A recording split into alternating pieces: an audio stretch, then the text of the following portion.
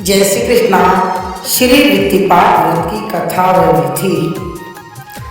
वित्तिपात हर महीने के 27 दिन पे आता है और इसको नारियल व रुपये रखकर कड़प के मंदिर में चढ़ाते हैं। 1 से शुरू करते हैं और 27 तक कड़पते हैं। वे वापस उतरते टाइम वापस 27 कड़प के 26, 25, 24 ऐसे करके वापस एक वही नारियल पर आते हैं। इसके बीच में खाने पीने की, पहनने ओढ़ने की सभी वस्तुओं को कड़प कर मंदिरों में दान दे, ब्राह्मण को दे, परिवार में दे। इससे बहुत बड़ा पुण्य मिलता है। वित्तिपात की व्रत की विधि इस प्रकार है। प्रातःकाल नित्य कर्म व स्नान आदि करने के बाद पवित्र मन से गुरु का स्मरण करें। सर्वत्र सुख की कामना से विघ्न विनाशक श्री गणेश जी का ध्यान करें। प्रसन्न मन से श्री विष्णु भगवान को प्रणाम करें। वह माता भगवती की स्तुति करके विद्या, बल व वाणी की देवी सरस्वती को प्रणाम करें। भगवान शंकर को प्रणाम करें। वह सूर्य व चंद्रमा को प्रणाम करें। वह धूप दीप करके कथा आरंभ करें। श्री वित्तिपात व्रत कथा आरंभ। प्राचीन काल में भगवान श्री कृष्ण तथा महाराज युधिष्ठिर साथ साथ बैठे हुए विचार विमर्श कर रहे थे कि युधिष्ठिर ने भगवान से पूछा, हे भगवान, आपने मुझे अनेक व्रतों के माध्यम कहे हैं। अब मैं आपके श्रीमुख से वित्तिपात व्रत की कथा को भी उसके उद्यापन और फल से सुनना चाहता हूँ। कृपा करके मुझसे कहिए।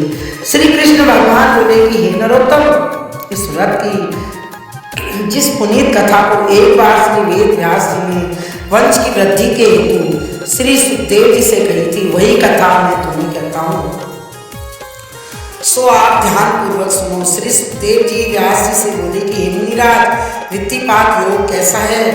इसके पूजन का विधान और फल क्या है? कृपा पूर्वक कहिए। श्री वेद व्यास जी बोले कि हे वत्स, इस व्रत की कथा को सबसे पहले वराह जी से धरणी ने पूछा था। भगवान वराह ने परलोक सुधार के निमित्त उसका जैसा वर्णन किया था उसी रूप में मैं तुम्हें कहता हूँ, सुनो। वराह भगवान कहने लगे कि जिस समय चंद्रमा ने बृहस्पति की पत्नी तारा का हरण किया था, सूर्य ने चंद्रमा को मित्रता के नाते समझाया कि बृहस्पति की पत्नी को छोड़ दो, यह काम अच्छा नहीं है। इस पर चंद्रमा ने सूर्य को क्रूर दृष्टि से देखा और सूर्य ने भी चंद्रमा को क्रोध के साथ देखा, तो दोनों की क्रुद्ध दृष्टि के गिरने से एक पीले नेत्र तथा ऊंचे मुख वाले भयानक पुरुष का प्राकट्य हुआ। जब वह बड़े बड़े दांतों, टेढ़ी भुहों, कुटिल मुख, भूरे बालों, लंबी भुहों, दुर्बल पेट, बड़े सिर, लंबी जीभ, सूरज तथा अग्नि के समान तेजस्वी और यमराज के समान भयानक पुरुष त्रिलोकी को भक्षण करने के लिए दौड़ा, तो सूर्य और चंद्रमा ने उसे रोक लिया। इस पर वह सूर्य और चंद्रमा से कहने लगा कि आपने मुझे त्रिलोकी को भक्षण करने से रोक दिया, अब बताओ मैं किसको खाऊं, क्योंकि क्रोध और भूख से मैं बावला हो रहा हूँ। चंद्रमा और सूर्य बोले कि वत्स, तुम्हारा जन्म हम दोनों की कोप दृष्टि से हुआ है, अतः तुम संसार में वित्तिपात नाम से प्रसिद्ध होगे और सभी योगों के स्वामी तथा पुण्यात्मा माने जाओगे। तुम्हारे योग के समय मनुष्य जो भी थोड़ा बहुत दान, स्नान और व्रत पूजा आदि करेगा, उसका फल अक्षय हो जाएगा। चंद्र और सूर्य से ऐसा वरदान पाकर वह वित्तिपात महान पुण्य फलदाता के नाम से त्रिलोक में प्रसिद्ध हुआ।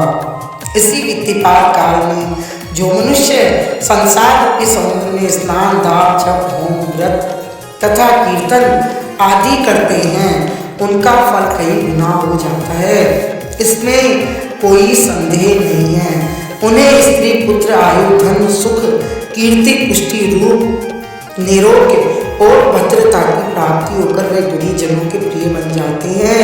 वराह भगवान के मुख से इतना सुनकर धरणी बोली कि हे जगत गुरु, आपने वित्तिपात की उत्पत्ति तो कही, परंतु उसके व्रत करने व पूजन की विधि क्या है और इसके करने से किस फल की प्राप्ति होती है, सो कृपा करके कहिए।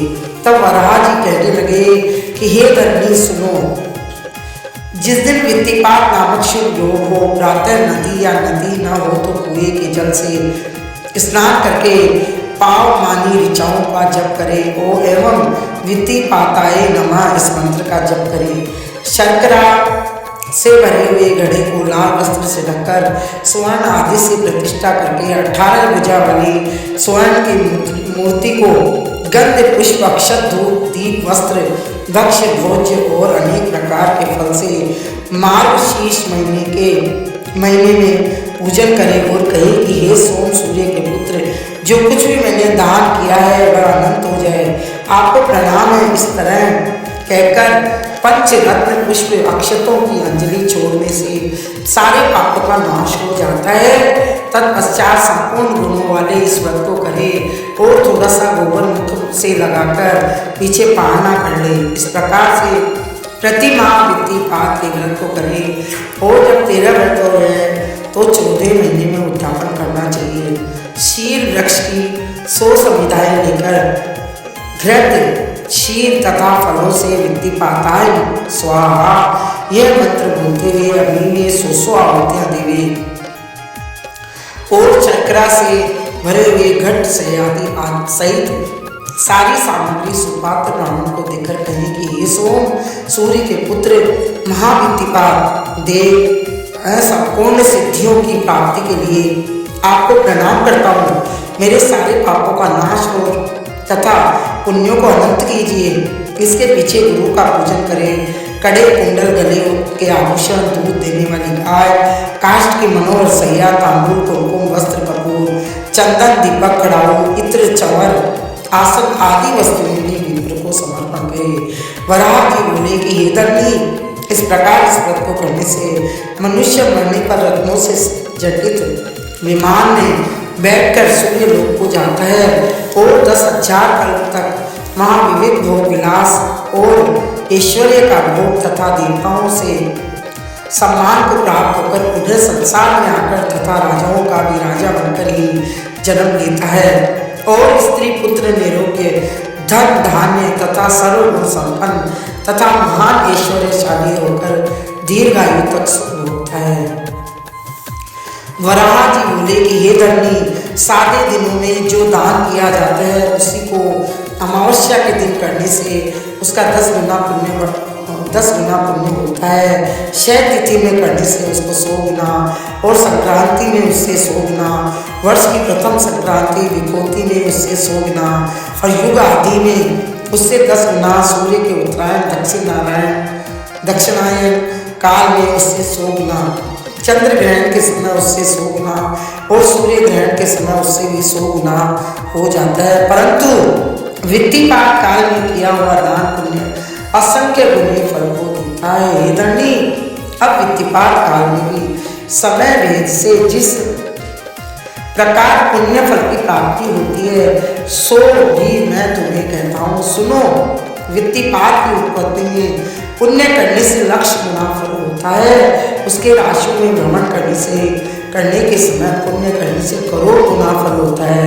उसके पतन के आरंभ काल से अरब गुना और उसके गिर जाने पर जब पातान आदि का फल अक्षय हो जाता है। वित्तिपात के जन्म में 22 नाड़ी, उसके भ्रमण काल में 21 नाड़ी और गिरते समय 10 और गिर जाने पर 7 नाड़ी होती है। हे धरनी, वित्तिपात काल में जो मनुष्य सूर्य चंद्रमा की किरणों की बारंबार प्रार्थना करता है उसे वे 100 कल्प तक अरब पर्यंत फल वृद्धि को देता है और उसका फल कभी नष्ट नहीं होता है। अतः हे धरनी, जिसे अपने पुण्यों के फल को अनंत करने की इच्छा है, जिसे स्वर्ग में स्थिर रहने की इच्छा है, जिसे अरिष्टों के नष्ट करने और मन इच्छित फल प्राप्ति की इच्छा है, अवश्य ही इस वित्तिपात योग में व्रत पूजन एवं दान पुण्यादि को करना चाहिए। इस प्रकार जो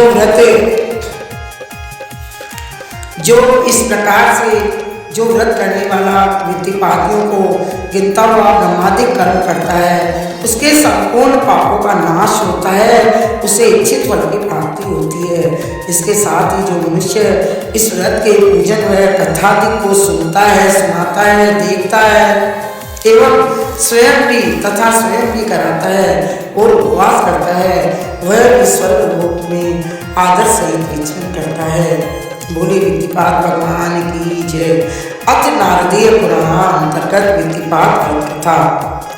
एक बार महाराज युधिष्ठिर ने मार्कंडेय ऋषि से पूछा कि हे मुनिराज, जिस व्रत के करने से मनोरथ सिद्ध हो भी हो और यमराज की त्रासना भी ना मिले, ऐसा कौन सा व्रत है जो कृपा करके कहिए। मार्कंडेय जी बोले कि हे राजा, ऐसा व्रत तो विधिपात व्रत का ही है, जैसे कि हरेश्य राजा ने किया था और उसके फल के प्रभाव से एक परम संतप्त शुक्र का सहज ही में उद्धार कर दिया था। वह कथा इस प्रकार है। ये राजा हरेश्य नाम का कोई एक राजा था।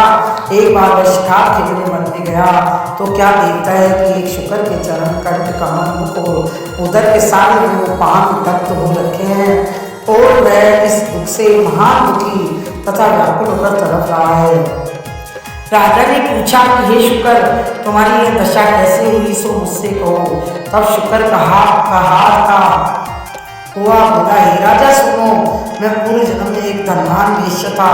उस जन्म में मैंने दान पुण्य व्रत आदि कोई भी शुभ कर्म नहीं किए और अन्याय से धन कमाता रहा। एक समय विधिपात के दिन एक ब्राह्मण ने आकर मुझसे कहा कि हे वेश्य, आज विधिपात है, जो भी दान तू करेगा वह मेरे के समान हो जाएगा, अतः कुछ दान कर। परंतु मैंने उसका भी अनादर किया तो उसने श्राप दिया कि जिस प्रकार आशा की अग्नि मेरे शरीर में पृथक पृथक जल रही है, उसी प्रकार तेरे शरीर में भी दावान अग्नि जले और तुझे वृक्षों से गिरे जल रहे लंबे और तथा निर्जल वन में शुक्र की योनि मिले। यह सुनकर मुझे होश आया। मैंने ब्राह्मण को बहुत अमूल्य मिलेगी और पूछा कि श्राप तो आपने दे दिया, परंतु मेरा इस दुख से छुटकारा कैसे होगा। तो उसने कहा कि जब इसी विधिपात व्रत को करने वाला कोई मनुष्य आकर तुझे अपने व्रत का फल देगा तो तेरा उद्धार हो जाएगा। सो हे राजा, तो इस व्रत को किया हुआ है, इसलिए कृपा पूर्वक से मुझे उसका फल दे दे तो मैं इस दुख से छूट सकता हूँ, क्योंकि विधिपात व्रत संपूर्ण पापों को हरने वाला और भगवान विष्णु के समान कल्याणकारी है। हे राजन, चंद्र क्षय में किए दान का पुण्य 100 गुना, दिन क्षय में 1000 गुना, वर्ष के प्रथम संक्रांति में लाख गुना होता है, परंतु विधिपात में दान का पुण्य अनंत गुना हो जाता है। इसी प्रकार विधिपात की उत्पत्ति में दान करने से उसका फल 1,00,000 गुना, भ्रमण में करोड़ गुना और पतन में 10 करोड़ गुना और गिर जाने पर अक्षय हो जाता है। इस प्रकार आकृति, मूर्छना, काष्ठा, शेर तुल्य नारिका में भी पुण्य फल क्रम से 1,00,000 करोड़ अरब और अनंत गुना हो जाता है। हे राजन, सोम सूर्य का पुत्र यह विधिपात हो, संघ के समान कानों, लंबे होठों, लंबी भुहों, दीर्घ नासिका, 8 नेत्रों, 4 मुखों, 18 भुजाओं वाला और 400 कोस लंबी शरीर वाला है। हे राजन, माघ, फागुन, माघ, शीर्ष, वैशाख या श्रावण के महीनों में जब विधिपात आए तो उत्तम विधिपात का व्रत का आरंभ करे। उस दिन एक चित्त तथा पवित्र मन से व्रत की धारणा करे, पंचगव्य तिल आंवलादि से पवित्र होकर स्नान करे और मन में सिद्धिदायक व्रत के करने का संकल्प करे। पुनः पूरे 1 वर्ष इस व्रत को कर लेने पर वेद पाठी ब्राह्मण को बुलाकर शंख, चक्र, गदा, पद्म और स्वर्ण जिसके हाथ में है ऐसे भगवान की मूर्ति को 2 वस्त्रों से ढककर पूजन व षोडशोपचार करे और शक्ति के अनुसार स्वर्ण का दान यह कहकर देवे कि हे सोम सूर्य के पुत्र विधिपात, मैं तुम्हें प्रणाम करता हूँ। मैं आज से जो कुछ दान दे रहा हूँ सो अक्षय हो जाए। फिर भगवान से प्रार्थना करे कि हे भगवान, यह क्षेत्र कुरुक्षेत्र है और ब्राह्मण ही नारायण का स्वरूप है, अतः हे जनार्दन, इस स्वर्ण के दान से आप मेरे पर प्रसन्न होइए। विधिपात योग आपके हाथ में है। वेदत्ती योग चरण है, संक्रांति हृदय, अमावस्या नारिय, पूर्णिमा पीठ है, 5 पर्व, 5 अंग और द्वादशी आपका मुख है।